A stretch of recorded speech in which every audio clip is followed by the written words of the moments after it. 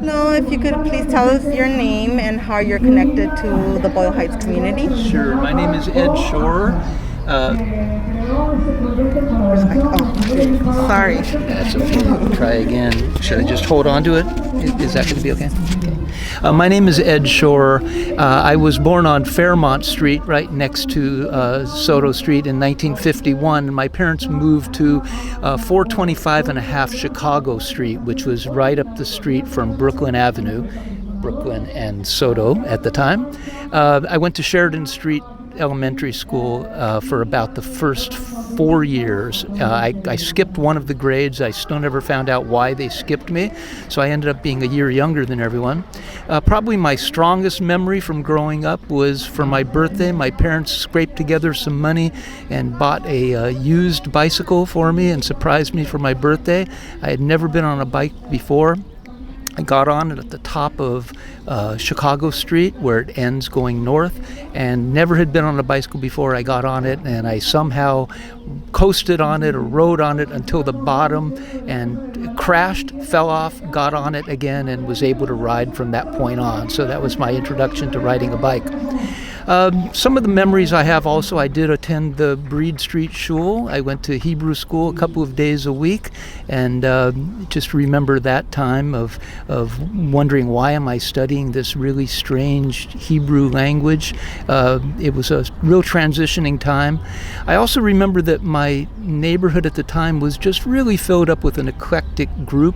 Right across the street was a family named the Kubos. They were from Japan, and when I went to the house, I saw that the grandmother was always wearing a kimono or a yukata, and I ate with chopsticks for the first time at their house.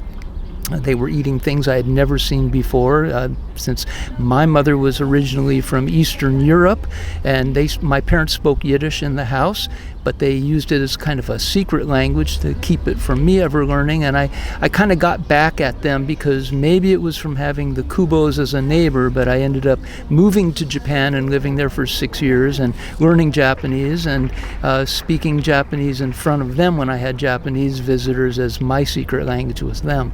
So it was a really fun time, and I think it was something that really instilled in me the idea of a wide world. I think from having friends from Mexico and from China and from Italy and from Russia and from Mexico all around, I just think I grew up at a really good time where we were able to get along with each other, and it instilled in me just a desire to go out and see the world, and that's something that I tended to do.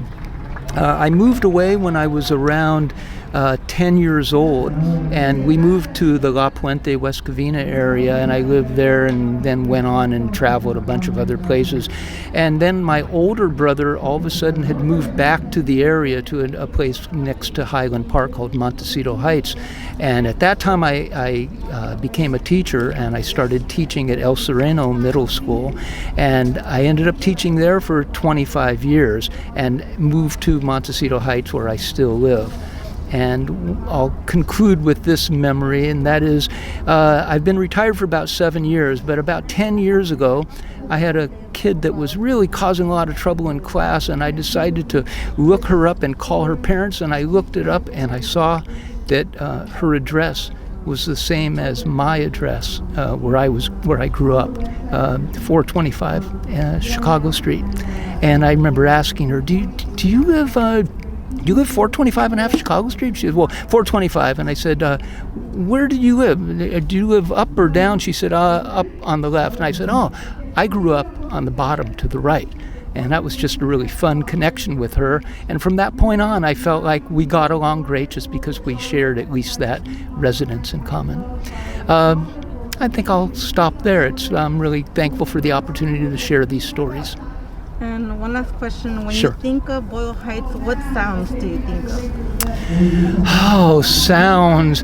I think of the first electronic rock and roll music I heard playing across the street in a backyard, and I think of some loud cars.